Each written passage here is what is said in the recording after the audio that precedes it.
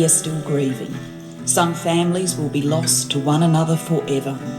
To those of you who face the difficulties of reconnecting with family and establishing ongoing relationships, we say sorry. We offer this apology in the hope that it will assist your healing and in order to shine a light on a dark period of our nation's history. To those who have fought for the truth to be heard, we hear you now.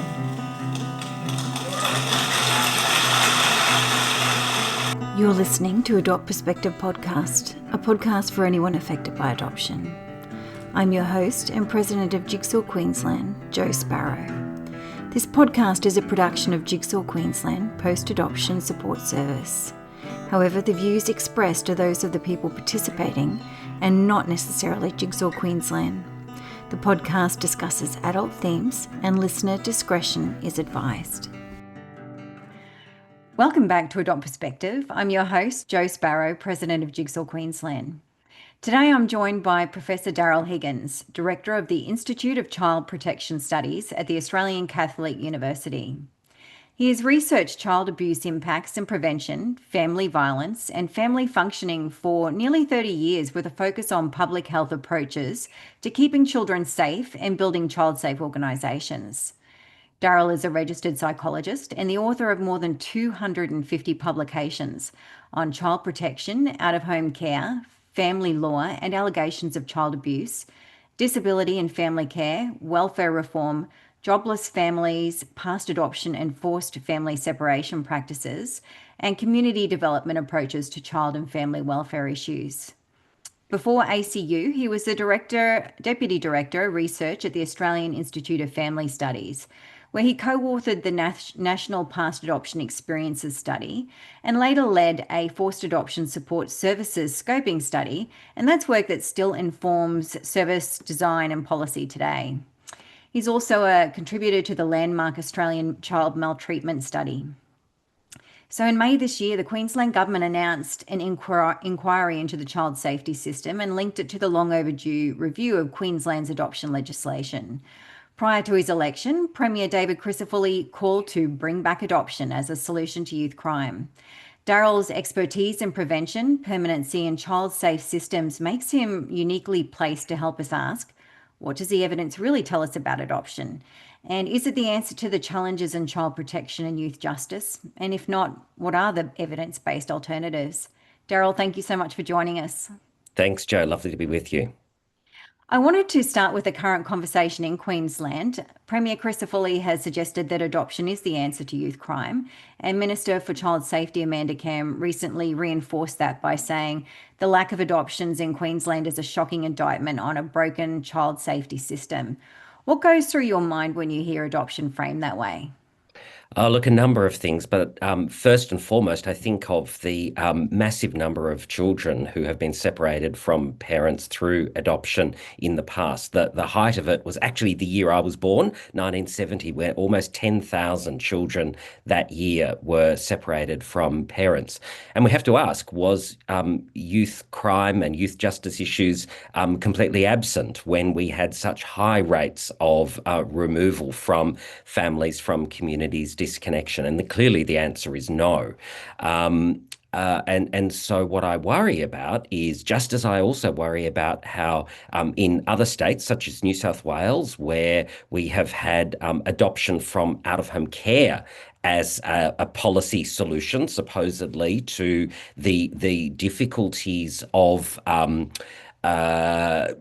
at finding and attracting foster carers, and more importantly, of being able to invest in prevention to be able to support families to be able to remain together and to safely care for children, that we have this narrative of adoption as a solution to a problem. And in fact, I think it's just dressing up what has always been there, which is there are certain families who want to fulfill their own aspirations, which is understandable and even commendable in some ways. They want to fulfill their desire to create a family, and this is seen as a solution, and that's the problem. That we need to disentangle that desire from families to create a family, and where they might be struggling to do that via biological means, to see this as a solution to their problem and disentangle that completely. Yeah, absolutely. From your work as director of the Institute of Child Protection Studies, what does an effective prevention first child safety system actually look like? Yeah, well, I think it's really difficult because we have such an entrenched system that is really a kind of, risk assessment and removal system. Whereas in other countries, many European and Nordic countries, we have what's known as a sort of a family support model, where it's actually what we would call the statutory child protection service that's getting in really early and supporting families with a whole range of concerns so that there's no need to come in with the kind of heavy-handed arm of the state, and do investigations and remove children because it's unsafe. So it's kind of the same agency getting in and doing that. The difficulty we have in Australia is I think that we have such a legacy of removal, starting, of course, with our own history of past adoption practices and our stolen generations for, First Nations families, combined with this kind of long history of growing numbers of families coming to the attention of statutory child protection authorities, and ultimately a, growing cohort of children living for most of their childhoods in out-of-home care. We have to remember that, of course, one of the biggest groups that are removed are children in infancy. And so we really need to think about what does the nature of evidence-based, prevention and early intervention supports look like. But secondarily, we need to be thinking of where can they best be placed. And I'm increasingly coming to the view that it's actually not statutory child protection departments who are best placed to do that. That, from a sort of a public health approach to prevention, it's actually other agencies, other locations that are non-stigmatizing, that are already coming in contact with families, right from the beginning, such as our, maternal and child health services. So when you go along and, have your baby vaccinated, and even starting prior to that, starting with, kind of antenatal classes, whether it's organized through hospitals or community health services. Those are the services, I don't think I've ever heard a young parent say, oh, I didn't need that support, I could have done without it. It's like, oh, wow, that was a real game changer. Perhaps it saved my life, my child's life, whether metaphorically or physically. And I need more of that. And yet we seem to not be having a conversation about that. Is any state government coming out with an election promise to say, we want to have universal, deep engagement with young families to support healthy connections between parents and children, to support delivery of evidence-based approaches to parenting so that children can grow up safe. Yeah, fantastic. Yeah, prevention rather than finding a cure. Yes, yeah. What does the evidence tell us about the real drivers of youth crime and the reforms that actually reduce reoffending? Yeah, look, it's a little bit outside of my expertise, but what we know is that there's firstly a lot of overlap in terms of the children in the youth justice system and children in the out-of-home care system. And clearly one of those drivers is exposure to child maltreatment. And so, we have, I was part of the Australian Child Maltreatment Study, so the first national prevalent study of all forms of abuse and neglect. And what we saw there was a really strong relationship between childhood experiences and lifetime contact with the justice system. And so that's just as true of the youth justice system. So we know that experiencing trauma, experiencing disadvantage, experiencing dislocation from family, community, and culture are very similar drivers for youth justice system involvement, just as they are for contact with the child protection system and for placement in out-of-home care. Thank you. Back in 2012, you co-authored the Past Adoption Experiences Study at the Australian Institute of Family Studies. There it is, beautiful. Hopefully people got to see that come up on the screen then.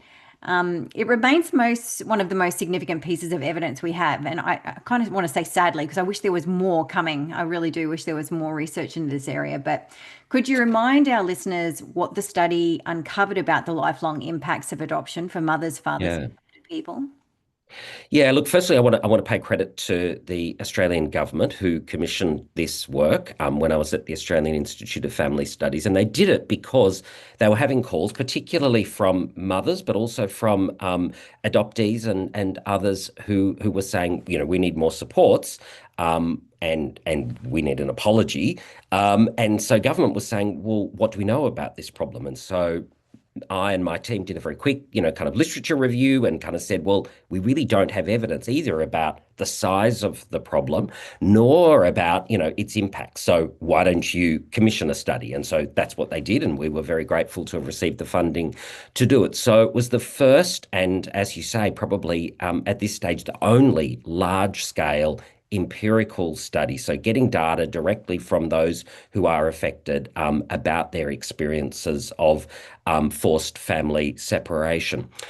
So we had a number of different elements to the study. We had a big survey, and so we had 1,327 participants for that survey, and it included, all of the different groups. So mothers who were separated from children by adoption, fathers who were separated from children by adoption. It was very difficult to get that group because, of course, many of them were not aware, did not know that they had been a father.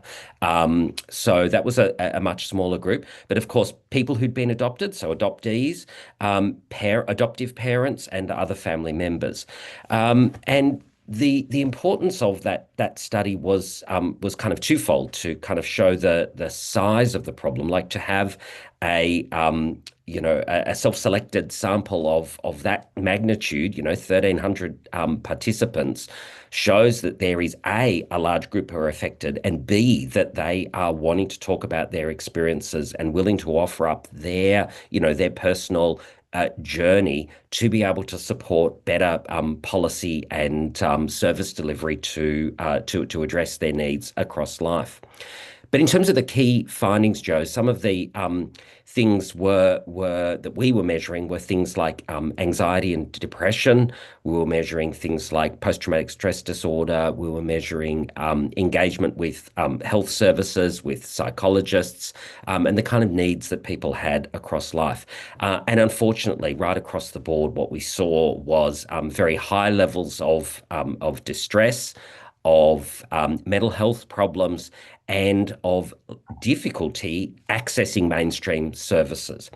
What was pleasing about it, though, was that it was such a strong evidence base that I was able to go back to government and say, here's what we're hearing.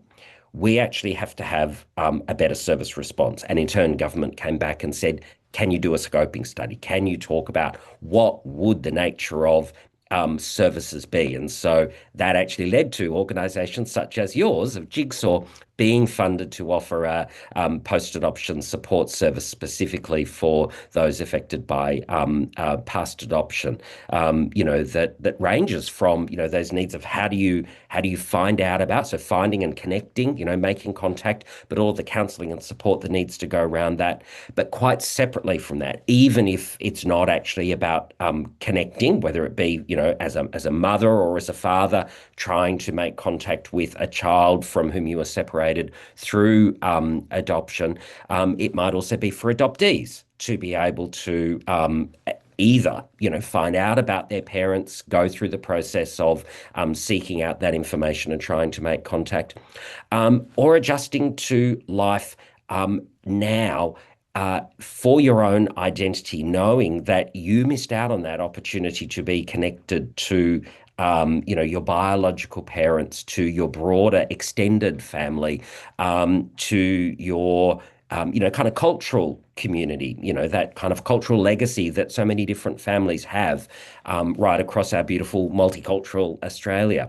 So that was a really significant thing that government recognised, that it's not just about documenting the problems, but about what do we need to do to resolve those. And of course, what was happening alongside our study was a Senate inquiry And together, those things really led to the national apology for past adoption practices, which, if anyone has got really great eyesight, can see just behind me on the wall behind here is a copy of that apology delivered by our Prime Minister. Yeah. And I was reading it in the lead up to this interview, just sort of reminding myself of everything that was in there. And something that really stood out for me was that I think it was 54% of respondents, adoptee respondents, said that they had good experiences within their adoptive families, and a whole 44% said that they had poor or very poor Yeah. experiences. And that really, stuck out to me. And it probably is what we actually see in our service as well when we're delivering our services. And a lot of people sort of approach us at first, sort of saying, no, I had a good upbringing. It was safe. It was all that, and then over time, when they start to explore their experience more and they feel safer, then we start to hear the reality of what that experience was. Yeah. Yeah, and there can be a lot of resistance to actually coming to terms with those experiences that people have had. And that's the case with many different types of trauma, whether it's from abuse or neglect, or whether it's from, such as we're talking about here, separation from family. It can be very confronting, and people don't always want to face that. But we had very objective measures of well-being, and so we're able to compare with general population norms, and we found that for both mothers and fathers and for adoptees, that we found much higher rates of mental health problems and mental distress compared to normative data from the general population, which really supported our argument to say there are some unique issues that really deserve attention from government. Such great research. So you've said before that while stability and permanency are crucial, adoption is not the answer. Why do you think governments keep returning to it as a quick fix? Look, the short answer is I don't know. It frustrates me. It really frustrates me that government comes up with answers that are not based in evidence, that there is no theoretical or conceptual reason for trying to create these links. So that's really I think disturbing, and I think puts us on a train to potentially just simply repeating the mistakes from history. And we have to learn from history. I think many critics of the current kind of child protection system say we have all of the essential ingredients here that we had back in the stolen generation era, for which we have now as a country apologised and are still trying to make amends. And yet we seem to be repeating some of those same mistakes. And I fear that this is the same approach here, that we have what looks like a simplistic solution, but in fact, there is no evidence underpinning it to see that the answers that are being put forward match up with what the stated problem is. And as I said before, I think it also ties in with other motivations. So where governments, want to give parents who are childless and would like to complete their desire for a family another option, it seems like a great way to kind of add up, oh, we've got a problem here and we've got, something that we can improve over here. And neither of those things are backed up by the evidence. In fact, it's exactly the opposite. This is only going to make things worse. So why do they keep doing it?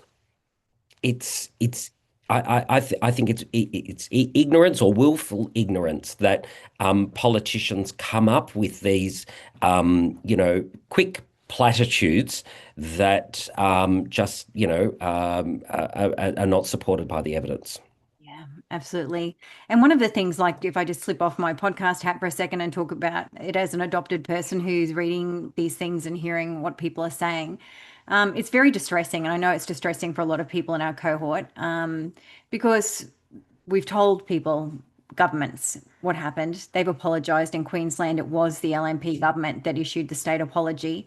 And now it's the LNP government that are saying we're going to bring back adoption as an answer. That's distressing to our population because it's like, you don't hear us. Well, you still don't hear us. We didn't get heard in our families. We didn't get heard by government, and you're still making these mistakes. And was the apology disingenuous? Yes, yes. That's I think where it really comes down to is how can you genuinely, I mean, that's the nature of an apology and seeking forgiveness is that you recognize the harm that you've done and you take steps to overcome it. And so that's not just the services in place to deal with the consequences, but also the promise not to do it again.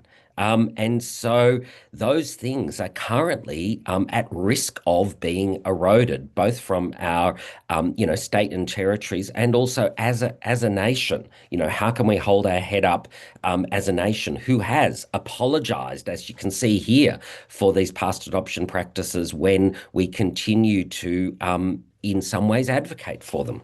Yeah, that's such a great point. And we are seen around the world as leaders in this. I mean, we're not often seen in Australia as a leader of much, but we're seen as a leader in this space. And now they're watching us slip backwards in this state. Absolutely. I also recently spoke to someone who has worked with children in out of home care, and they said to me that some children actually ask to be adopted because they want someone who can legally make decisions for them. It's very confronting for me to hear that at the time. And to me, it flagged three things. In Australia, the narrative adoption as a happy ending is still very strong.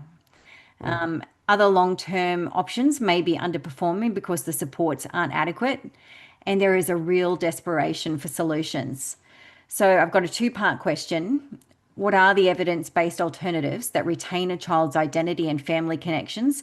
Mm. And what supports need to be in place to make sure those options succeed? Yeah, yeah.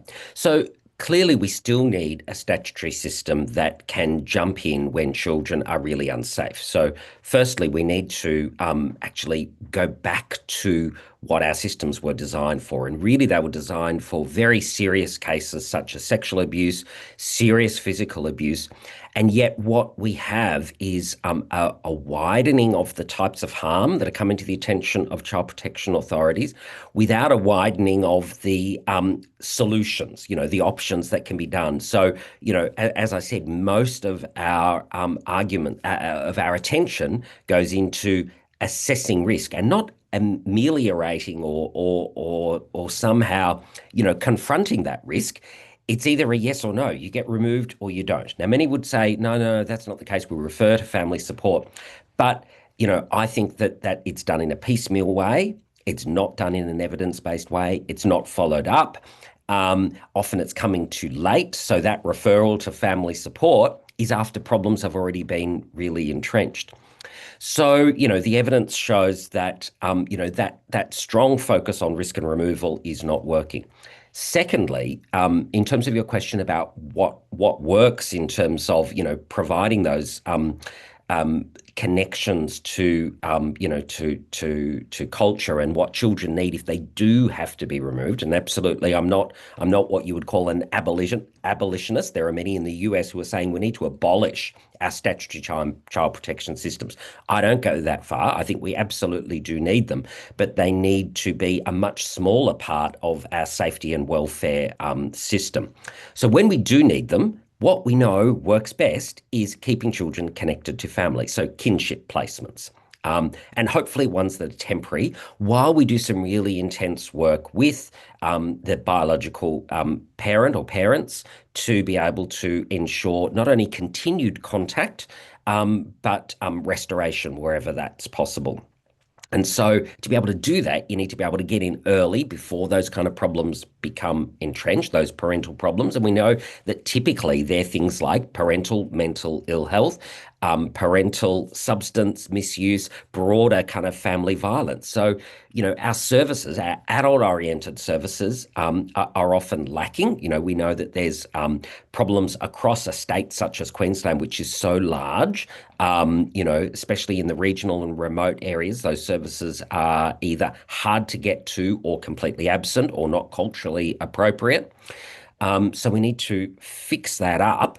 But we also have to be, referring families into those programs much earlier. And as I said, right at the beginning of this podcast, that can often happen when we have those contact points that families already have, pre-birth, at the hospital, post-birth, where those early signs of needing additional support can be picked up and provided. That's our biggest thing is at the moment we focus on assessing risk. not on delivery of tailored supports that are given at the right level of intensity depending on need. Yeah, fantastic. So, one of the painful legacies of Australia's forced adoption era is that we now have unintentionally a national case study in what adoption does to people over a lifetime. And your research captured those voices, as we spoke about earlier. What lessons do you think that policymakers must take from lived experience as they debate this adoption issue in 2025 and 26? Yeah, look, it's a great point, Joe. I think that lived experience is really critical here. We hear from individuals, such as yourself, who speak up about your own experiences, about the clients that you work with. But our study is a study of lived experience. It's 1,300 people with different types of connections to the problem of past adoption, and so that's probably one of the most compelling voices of lived experience, that amplified voice of people coming together, showing that there is diversity, as you said at the beginning with the adoptees, that there's a certain number who say, I had an okay time. But there's also a very, very significant proportion who say, I had a really difficult time. And the data on average show these higher levels of distress and mental health problems. So, we actually need to be listening to their voices. But secondly, in terms of policies, we also heard, particularly through the qualitative interviews that we conducted and the stakeholders that we engaged with around this study, we heard some really, really strong voices. And again, in other publications, I've written about that. One of the clearest messages, particularly from mothers, they were very strong about this, is that they said, never again, but we must learn from this. So they wanted the harms that had been done to them through kind of state-sanctioned separations to be fed through to current kind of policies. So the current child protection system, as we're talking about now, but also to things like donor insemination, surrogacy, etc. They saw all of these connections with these same themes about prioritizing the needs of often middle-class families to complete their desire for a family, overriding and silencing the views of those who are less fortunate, including the views of those who are not yet born, and end up being born into a situation where they are disconnected from family, community, and culture. Yeah, great points. And when governments say that they're committed to protecting a child's identity and culture, for example, through the Aboriginal Child Placement Principle, why isn't that same principle extended to all children who face separation from family? Yeah, it's a great point. I think partly it's because the principle was developed out of the voices of our First Nations colleagues who said this is what we need. Unfortunately, I think we as a broader society are not yet tuned into learning from our First Nations brothers and sisters, and many times what they argue for and what they need is things that the rest of society would benefit from. We've got one of the longest living cultures here in Australia that we continue to ignore at our peril. And I absolutely agree. If we were able to embed those same placement principles right across our systems, I think we would have very different outcomes for our community as a whole. Yeah, we can learn so much from them and their experience. So I know you're incredibly busy, but will you be making a submission to the inquiry or to the review? And if you had a chance to speak directly to Premier Crisafulli or Minister Cam and the decision makers who are leading Queensland's inquiry into child safety and adoption, what message would you want them to hear? Well, I think this podcast is my submission. I would be very happy to upload it formally and make it one. My submission is that we have to learn from our mistakes. We have to not compound the problems that we have already made, but we actually have to show not only genuine contrition for those past mistakes, but our dedication to not repeating them. Secondly, we have to draw on evidence. And where we propose a solution, as preposterous in my mind as the idea of using adoption as a solution to youth justice, it's incumbent on any politician to be able to back up their arguments with good data and conceptual linkages. And unfortunately, as an expert having worked in this field for 30 years, it's completely absent. So my call to government is to rethink that and to base policy decisions upon sound scientific evidence. Thank you so much. Professor Higgins, thank you for your time and for joining us. I do know that you're an incredibly busy man, and we really appreciate you taking that time to talk to us and bringing compassion and clarity to such an important conversation.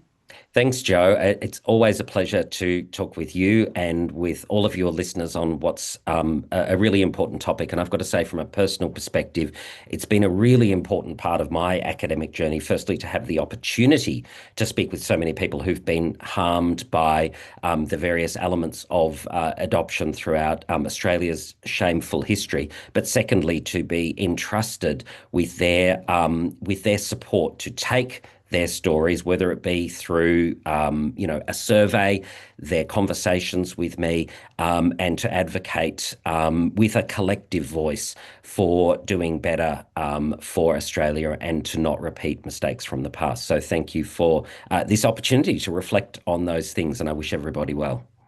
Been a pleasure. And to our listeners, I just want to say that I know these public debates about adoption can be very distressing.